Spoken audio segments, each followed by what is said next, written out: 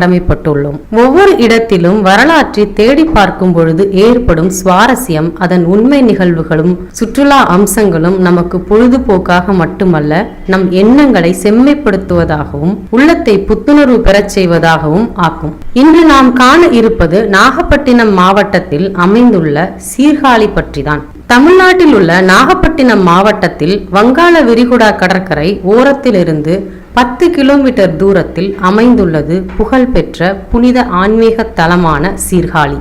Cricket வீரர் தோனிக்கு பிடித்த ஊர் ஆதலால் இது தோனிபுரம் என்று மக்கள் வேடிக்கையாக சொல்வதுண்டு. ஆனால் சீர்காழிக்கு தோனிபுரம் என்று ஒரு பெயரும் உள்ளது. அதற்கு சில பல காரணங்களும் உள்ளது. அவற்றை சீர்காழியின் வரலாற்றை படிக்கும் பொழுது தெரிந்து கொள்ள முடியும். தமிழ்நாட்டில் இருந்து மட்டுமல்ல, நாட்டின் பல்வேறு பகுதிகளிலிருந்தும் பக்தர்கள் இங்கு வந்து வழிபடும் அளவுக்கு சீர்காழி மிகவும் புகழ்பெற்ற ஆன்மீக தலமாக திகழ்கிறது. ஜனவரி மாதத்தில் கொண்டாடப்படும் தைப்பொங்கல் அல்லது மகர சங்கராந்தியானது இங்குள்ள கோவில்களில் 3 தினங்கள் கொண்டாடப்படும். எண்ணற்ற சிவாலயங்கள் அமைந்துள்ளதால் பிப்ரவரி மாதத்தில் கொண்டாடப்படும் மகா சிவராத்திரி திருவிழாவில் கலந்து கொண்டு சிவபெருமானை பூஜிக்க எண்ணற்ற யாத்ரீகர்கள் சீர்காழிக்கு வருகை புரிகின்றார்கள். அக்டோபர் நவம்பர் மாதங்களில் கொண்டாடப்படும் ஒளிமயமான தீபாவளி திருநாளில் சீர்காழி முழுவதும் கோலாகலமாக கொண்டாட்டங்களை காண முடியும். நாட்டின் முக்கிய நகரங்களுடன் சிறந்த தொடர்பை இந்நகரம் பெற்றுள்ளது.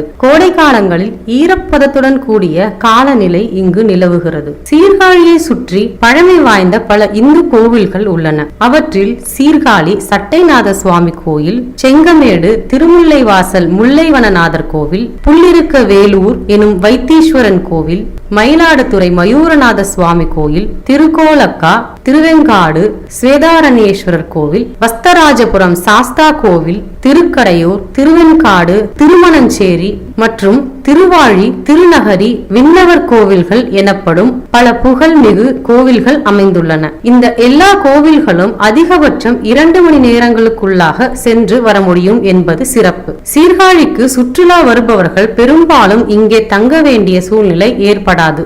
அருகே தஞ்சாவூர், திருச்சி போன்ற நகரங்கள் இருப்பதால் சீர்காழியில் தங்க சுற்றுலா பயணிகள் அதிகம் விரும்ப மாட்டார்கள். எனினும் நீங்கள் விருப்பப்பட்டால் இங்கு தங்குவதற்கு விடுதிகள் இருக்கின்றன. வசதிக்கேற்ப கட்டணம் மாறுபடுகிறது. சட்டநாத சுவாமி கோவில். பிரம்மபுரீஸ்வரர் ஆலய வளாகத்தினுள் அமைந்துள்ள சட்டநாத சுவாமி கோவில் சீர்காழியில் உள்ள ஒரு ஆன்மீக யாத்திர தலமாகும். சிவபெருமானின் பைரவ கோலத்தில் இங்குள்ள இறைவன் காட்சியளிக்கிறார். இங்கிருந்து பார்த்தால் பிரம்மபுரீஸ்வரர் ஆலயத்தில் அனைத்து காட்சி எழிலையும் கண்டு இன்புறலாம். இக்கோவிலினுள் அனைத்து கோபுரங்களும் மண்டபங்களும் பாரம்பரிய தென்னிந்திய இந்து கோவில் அமைப்புடன் கட்டப்பட்டுள்ளன. பிரகாரத்திற்கு வெளியில் அமைந்துள்ள மைதானம் மிக பெரியதாகும். இங்கு வரும் மக்கள் இளைப்பாறவும் மணிக்கணக்கில் அமர்ந்து தியானம் செய்யவும் இவ்விடத்தை பயன்படுத்துகின்றனர். மகா சிவராத்திரி காலத்தில் ஒவ்வொரு இடங்களிலிருந்தும் வருகை புரியும் மக்களால் இக்கோவில் நிரம்பி வழியும். சீர்காழி நகரத்தில்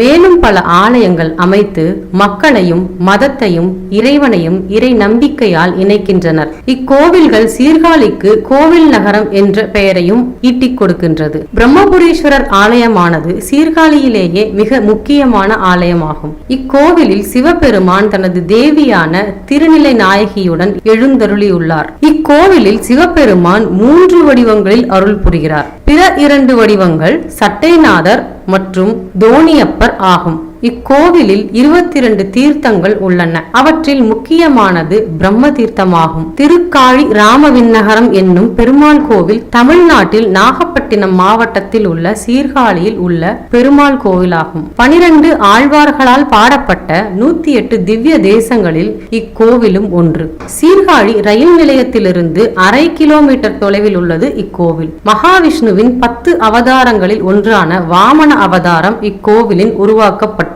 திருக்கோலக்கா என்னும் ஊரில் அமைந்துள்ளது திருக்கோலக்கா சப்தபுரீஸ்வரர் ஆலயம். இங்குறையும் இறைவனான சிவபெருமான் சப்தபுரீஸ்வரர் என்னும் பெயருடன் இறைவன் விளங்கும் 15வது தேவார பாடல் பெற்ற தலமாகும். இங்குள்ள அம்பிகை ஓசை கொடுத்த நாயகி என்னும் பெயருடன் சிறப்பாக சந்நிதியில் அருள் பாலிக்கிறார். வரலாற்று தொன்மை வாய்ந்த அமைதியான நகரம் சீர்காழி. தென்னிந்திய பாரம்பரியம், சடங்குகள், சம்பிரதாயம் மற்றும் கலாச்சாரங்களை பறைசாற்றி நவீன உலகத்தின் சமுதாயத்தின் மற்ற திறனையும் ஏற்றுக்கொண்டு வளர்ந்து வரும் ஒரு கிராமமாகவும் சீர்காழி விளங்குகிறது. புராணங்களின்படி பெருவெள்ளத்தினால் இப்பூமி அழிந்து போக இருந்த வேளையில் பிரம்மனின் வேண்டுதலை ஏற்று சிவபெருமான் 64 கலைகளை உடையாக அணிந்து பிரணவத்தை தோணியாக அமைத்து உயிர்களை காப்பாற்றினாராம். அப்படி பிரம்மன் வேண்டிய இடம் சீர்காழி ஆகும். பிரம்மன் வேண்டியதால் இங்குள்ள சிவபெருமான் பிரம்மபுரீஸ்வரர் என்று அழைக்கப்படுகிறார். தோணியில் ஏற்றி உயிர்களை காப்பாற்றியதால் சிவபெருமானின் அனைத்து வடிவங்களும் கோவில்களில் பூஜிக்கப்படுகின்றன. தோணியப்பர் என்றும் சிவபெருமான் அழைக்கப்படுகிறார்.